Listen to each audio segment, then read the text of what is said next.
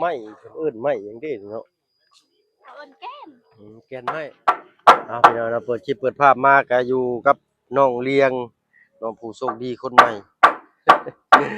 เห็นบ่เราได้ยินข่าวว่าน้องเพิ่นมีข่าวดีได้เนาะแม่นบ่น้องเลี้ยงเป็นข่าวดีเองเด้น้องมาบอกนะบ่าวดีกว่าเนาะ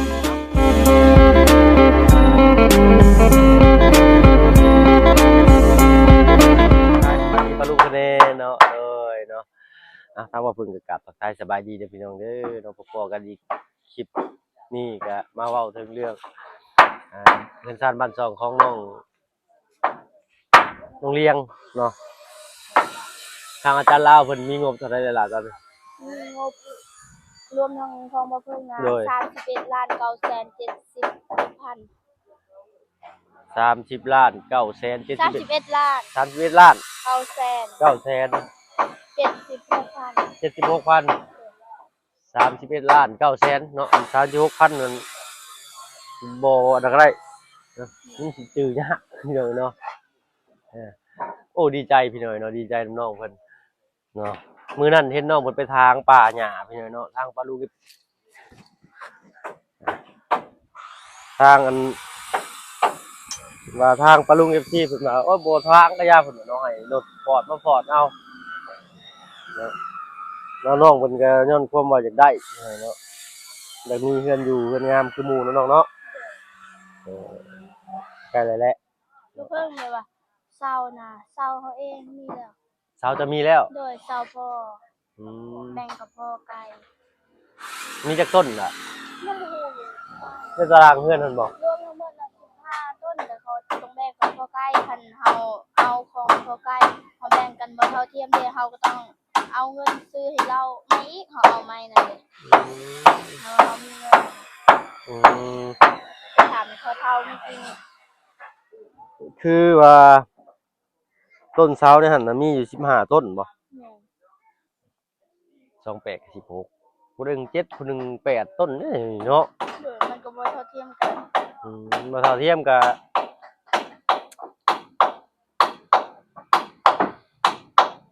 แต่ว่าถ้าเอา9ต้นเนาะสมมุติเดินนี่พี่น้อยเนาะสมมุติเฮาเอา9ต้นเราต้องจ่ายเงินให้เพิ่น2ต้น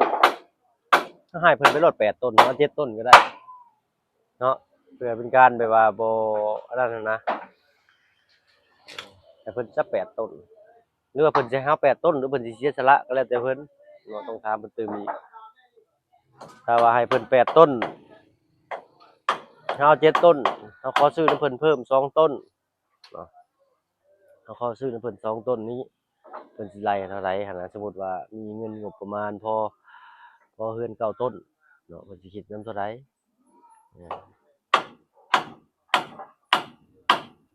โอ้ก็ดีเด้อพี่น้องเนาะเพราะว่า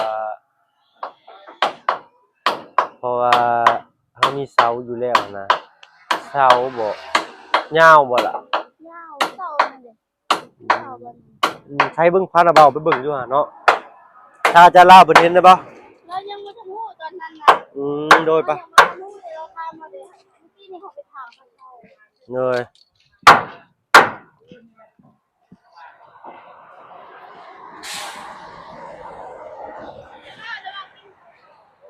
ยังนะบ่าวบ่ทันกินแต่ข้าวเช้าต้องกินกาแฟไปจอกเดียวนึงเฮ้ยป๋องเดียวนึงกินนี่โอ้กีฬาบ่ดีเด้อนี่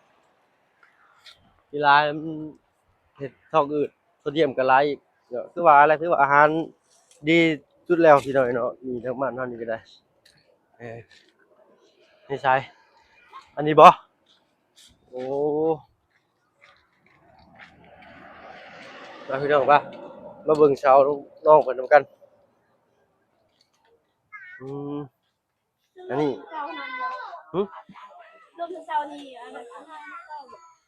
ช้านี่15ต้น15นั่นอีกบ่แม่นบ่อันนั้นบ่แม่นถ้าว่าอันนั้นแม่นก็เป็น19ต้นโอ้ก็ได้คนละ9ต้นอยู่นะ ไม้นี่เป็นไม้เนื้อดีเลยพี่น้องไม้แก่นพอดีนี่แก่นมีแต่แก่นไม้เลยเนาะเฮาก็เพิ่นสิบิสิแบ่งกันแนวใดเฮาก็ยังบ่ฮู้เนาะก็เป็นเรื่องของครอบครัวเพิ่นได้จังซี่เนาะเพิ่นสิให้น้อยเพิ่นสิให้หลายจะได้ก็สิแล้วแต่เพิ่นเนาะ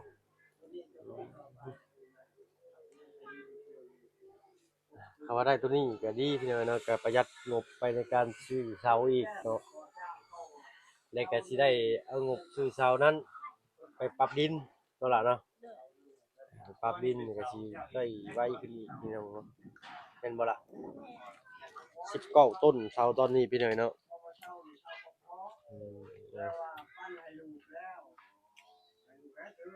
อืมพูด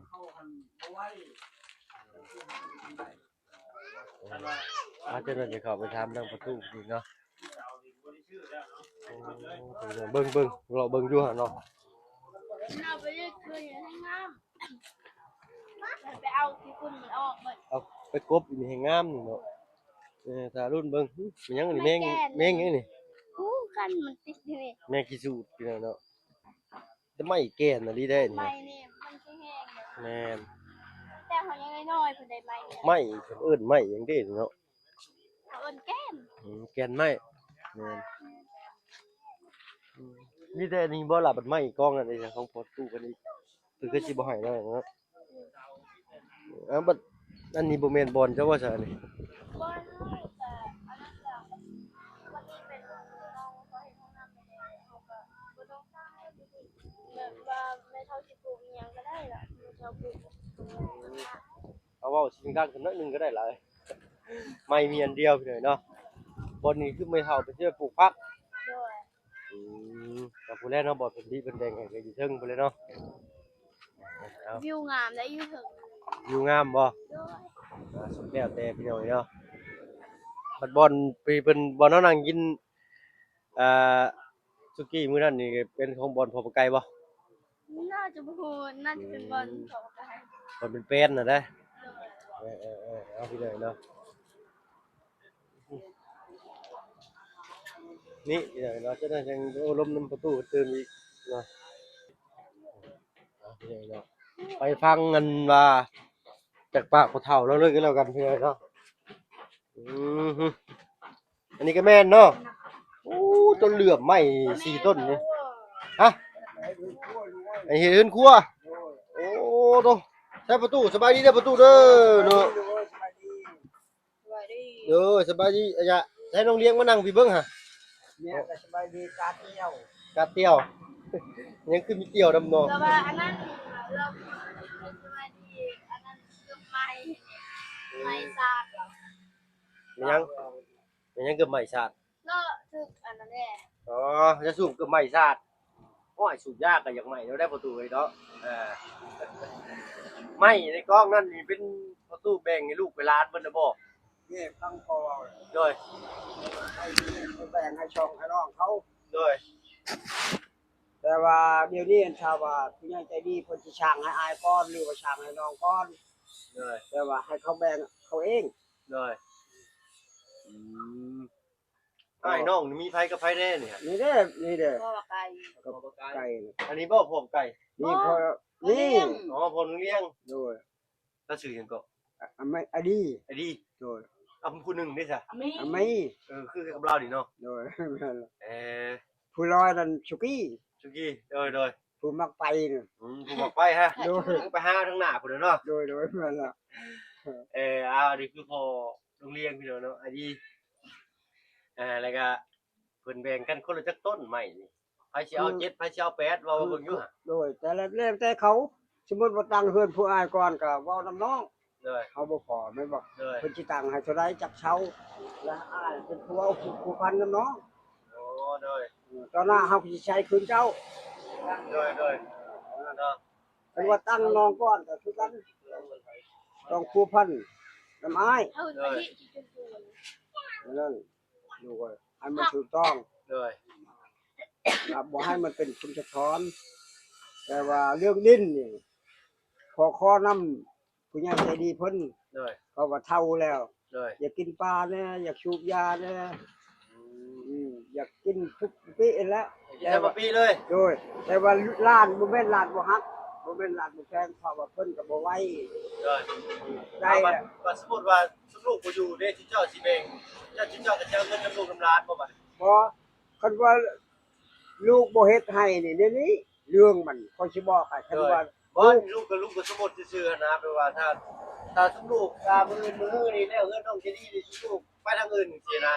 บัดน้องเพิ่นพาข้างหน้าน้องเพิ่นจะเฮ็ดเรียนอยู่เทิงนี่ก็สิขอกินกินปลานำเพิ่น นี่ฟังค่อยเว้านี่เพราะว่าคันถ้าว่ากี้มันเอาเมีย โดย มันเอาผัวมันก็อยู่เฮือนผัวมัน แต่ว่าในการช่วยนี่ก็คือกันบ่แม่นช่วยพ่อมันบ่แม่นช่วยแม่มันช่วยนางเลี้ยงแม่นบ่ โดยแม่นแล้ว ถ้าว่าพวกลูกบ่มาบ่ยากมันเอาผัวมันไปอยู่เฮือนผัวมัน โดย แต่ดินนี่พ่อสิขายหมด โดยโอ้แม่นบ่เพิ่นเลยเนาะ แม่ บัดสมมุติว่าโรงเรียน ได้ จะได้เฮือนเนี่ยไปอยู่ใช้บัดโรงเรียนก็พัวได้สักประตู เดี๋ยวนี้บ่ โดย คันถ้าผู้ใหญ่ใจดีเพิ่นช่วยเฮือนแล้วเป็นเฮือนแล้วถ้ามันจะได้ผัวมันมาอยู่นํแต่ว่าบ่มีสิทธิ์ผัวมันสิทธิ์เลี้ยงเลย แม่นแล้ว นั่นได้พอตูวางๆอยู่นั่นแหละ ใจก็ได้โอ้ฝนตกบัดทีเลยเนาะคือสิตกบ่เห็นหรอกฝนตกแดด บัดป้าเลี้ยงก็จะได้คือกันเฮือนบ่มี โดย บ่มีเพราะว่าผู้ใหญ่ใจดีเพิ่นช่วยเลี้ยง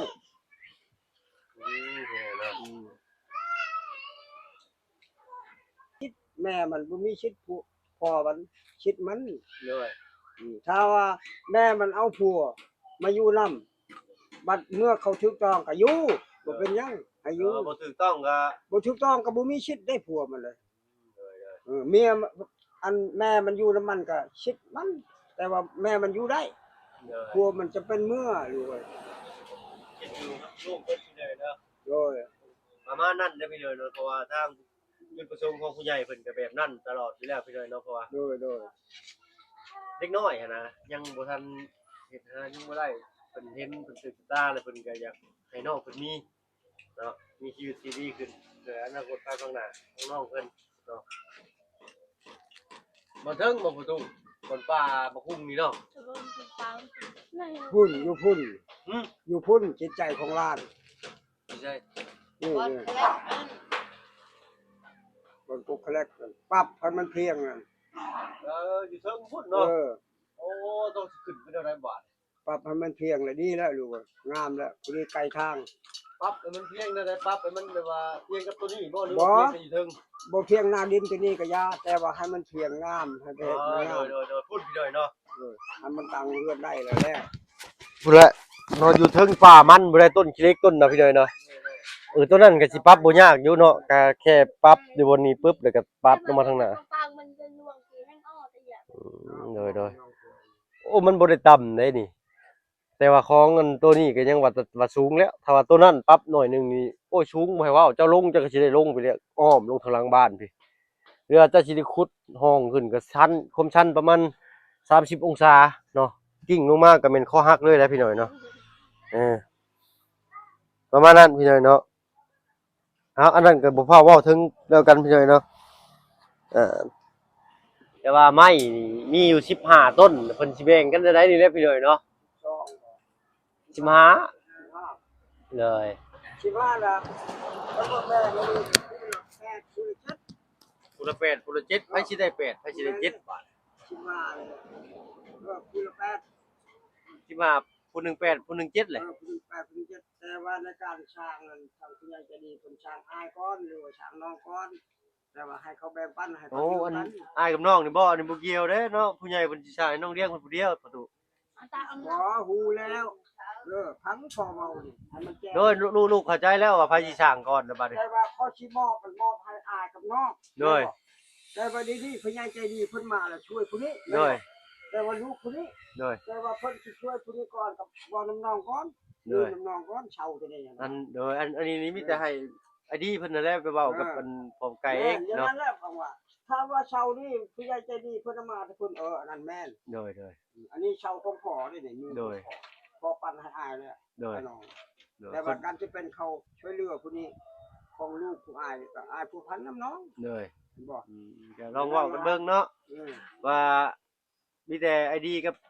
ผมไก่เนาะเพิ่นพาเอิ้นผมไก่เด้อพี่น้องเด้อ เขาผู้พันเอง อ่า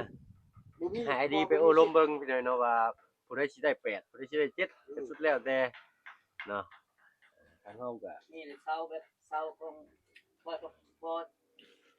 นั้นพอไกลแล้ววันนี้ว่าจะดูอย่าให้เดือนกับทำมาเศร้าของค่อยจะให้ดู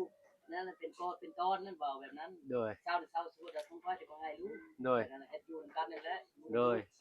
นั้น แม่นได้แม่นจังซั่นนะ เข้าใจแต่วันนี้เฮาคิดนะว่าจะได้อันนั้นเขาข้อนำพอไกลมื้อหน้ากับเพื่อกับอันนั้น เฮาซอยเพิ่นคืนติ แม่นเพื่อกับเฮาได้กับเฮาใช้มันคืนอีกคือน่ะนั่นนะ เลยเนาะเอาอัน นี่ก็เอาคอน้ำมันให้ลูกคอยก่อน เลย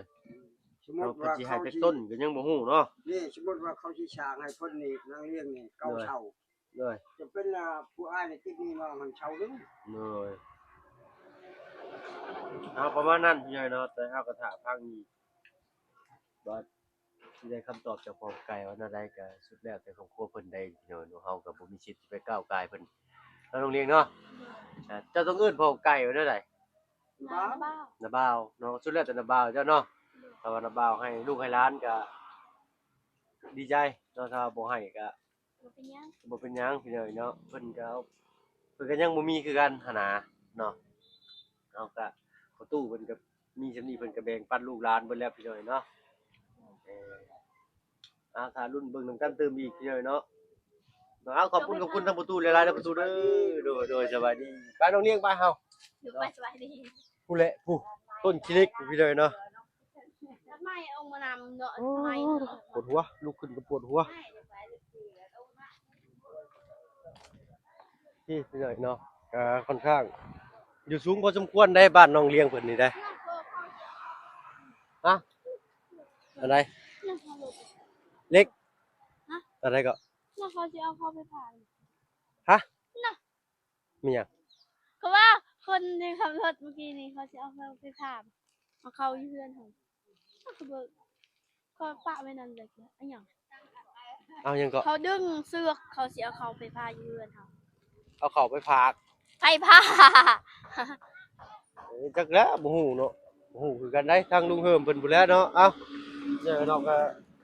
โอเคอันนั้นถ้าเฮาก็สิขอตัวลำลาก่อนพบกันคลิปหน้าไปแล้วเนาะสบายดีอย่ากินหลายหมี่ดิบโอ้ยลวกกินดีๆดีกว่าไปพี่น้อยเนาะอยู่ดีมีแรงเบ่สุขทุกคนไปแล้วพี่น้องสบายดีจ้ะ